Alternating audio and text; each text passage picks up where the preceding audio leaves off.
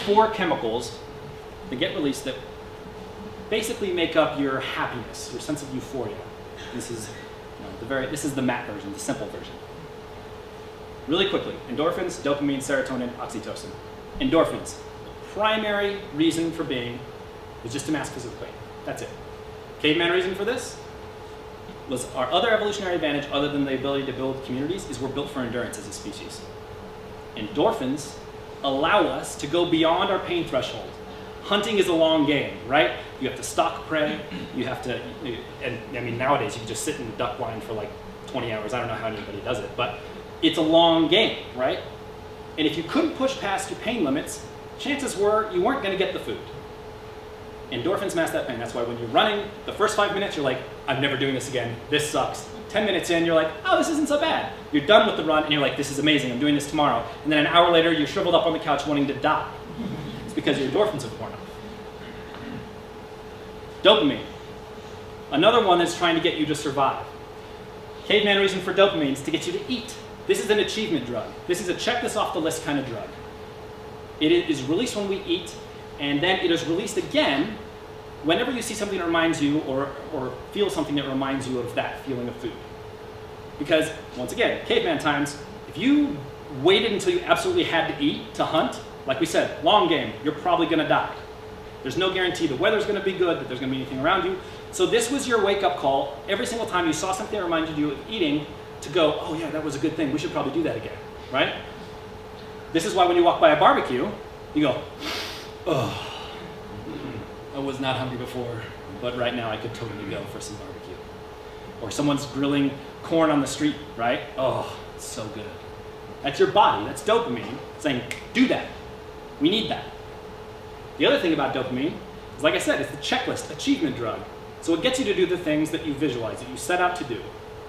In the same way that it does this for food, when you mark something off a checklist, anybody here use Jira or some other kind of Trello or any of those with swim lanes? Moving something is marked as completed. Oh, so good, right? When your queue's down to 0, oh, inbox 0, oh, so good. The reason it's so good is because dopamine says you have to get this done, and when you get it done, oh, that's the release you needed, right? I have a Snapchat.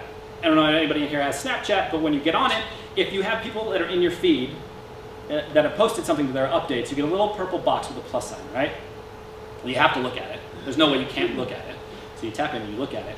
And the thing that I hate more than anything in the world, this makes me furious, is when I have friends who will Snapchat an entire concert or an entire event because I'll just sit there and I can't have that purple box, so I have to watch the whole damn thing, and I'll tap through and I don't care about what's happening at all. I just want to get through so I can clear that notification. That's dopamine.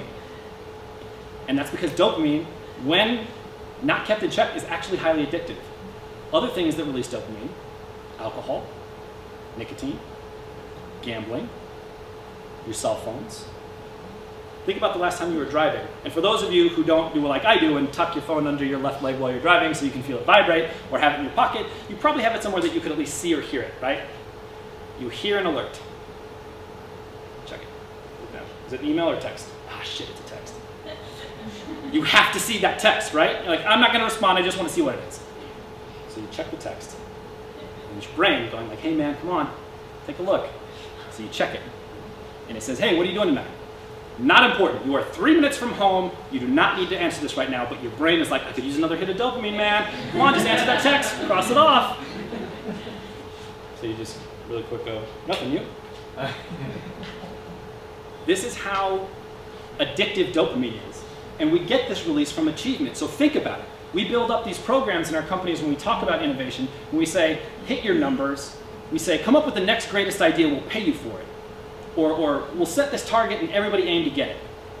And dopamine, for those that are high performers, it's great. It feels amazing because if you're a high performer, this kind of environment actually doesn't seem that bad to you because you get a constant hit of dopamine every time you do the right thing, every time you hit your numbers. The problem is, as soon as that wears off, and it wears off very quickly, you have a real low with cortisol. The stress starts to come in and says, well, what if you don't do that next time? Pressure's on, now you gotta do better this time than last time. It's this back and forth between it, and we tell ourselves that this is the way that business should be run. Now, there's a dotted line here because the first two chemicals are self-centered. And by that, I mean you don't need other people to get these chemical releases. These will make you happy. If you go out for a jog and you set a personal best, you've checked off both of these, right? You're gonna feel really good. Serotonin and oxytocin are community drugs, community chemicals. You get these from interacting with humans. Serotonin is the status drug. It is the drug of mentorship. Sounds kind of a weird thing, like I just put those back to back, but you think about it. Coach, player, teacher, student. The bond that you have as a teacher when you see your students succeed, as a parent when you see your child succeed, that feeling of pride you get when it raises their status amongst all of our circle, amongst our species. This is why when you're at graduation, for instance, walking across the stage, even though you technically graduated 2 weeks ago, and they're only handing you a fake diploma that says, watch your mail for your written diploma. And we all know it, but we walk across the stage, dressed in our gowns, and we reach over, and as soon as that hits our hand, we get this surge of pride. We felt our status raise amongst everyone, and everybody who's seeing it sees that happen as well.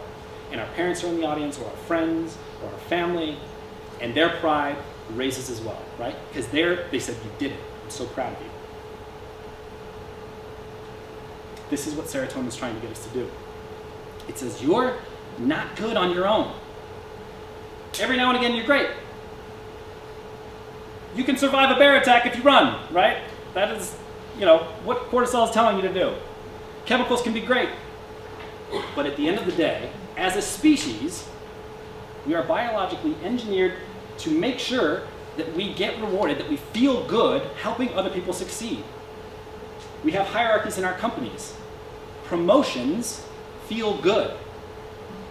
This is because naturally, when we see our status raise in our tribe, in our group, in our community, it feels good. That's a serotonin release. The problem is, what we have now is we've built a system of hierarchies in business, this layer of complexity, when we built in these processes that says, if you check all these boxes, you get a promotion automatically.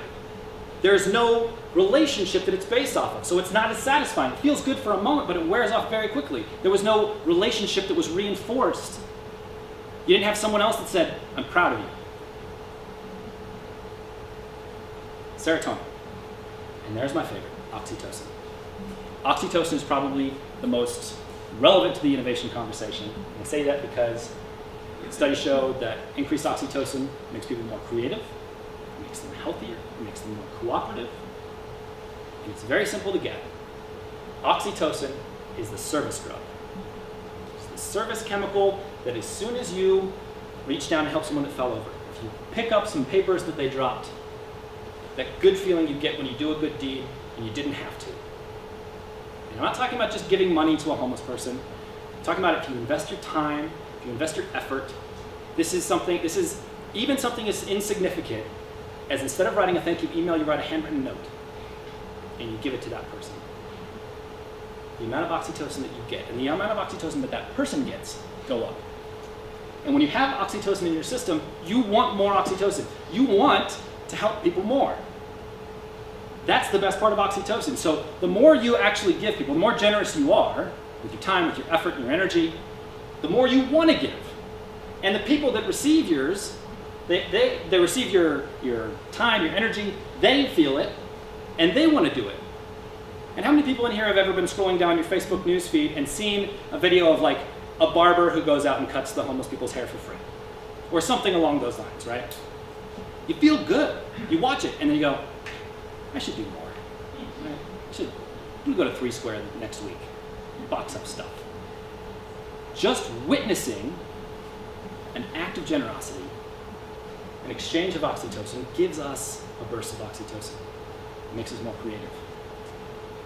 This is the cornerstone of making a team that can be innovative. When you're serving each other, when you're being selfless, when you have a we mentality, when you've taken the focus off of me as an individual. Because what is innovation for a company other than choosing group interest over self-interest? It is realistically more in my interest as a person to take my idea and go start my own thing, because then I get all of the money, I get all of the praise, than to give you my idea as a company. But we're asking you to give us your idea and trust us. But what we do is we put people's chemicals out of whack, right? We say, your job's always in jeopardy. You better be wanting to get that promotion. It's king of the hill here, right? Lord of the flies. Whoever works the hardest, whoever puts in the most hours, whoever gets the highest metrics wins. Self-interest, self-interest, self-interest. Oh yeah, but give us your ideas. Group interest. It doesn't work. Biologically, it doesn't work. It's not at a concept level. This is at a human level. This does not work. It's very simple to build an environment. If you want to look at it as an equation, it's really easy. All you have to do to make an environment that's innovative is once you have that North Star for people, you give a shared identity, you have a goal that we walk towards and we aim, and then this is the balance of chemicals, and if you can do that, it's perfect, right? You make an environment where people are either exercising or laughing, because laughing releases endorphins, right? Because you're convulsing your internal organs, fun fact, and that's why it feels good to laugh. A place where people are laughing, having a good time.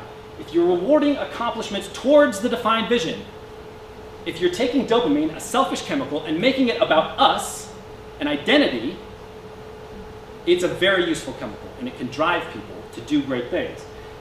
If the serotonin releases, if we're helping people grow, if they feel accomplished, if they're feeling their status raise in the company, amongst their peers, and they're earning it through relationships, this is a healthy way to get serotonin. And oxytocin, if we can build a culture of mentorship, of helpfulness, of service, that's it. You've cracked the code. It's that easy. And if it's that easy, why aren't people doing it more often? It's because no matter how much we quantify this and how much we put it down on paper, at the end of the day, the most important thing we can do is be consistent and dedicated in developing people and developing leaders in our organizations.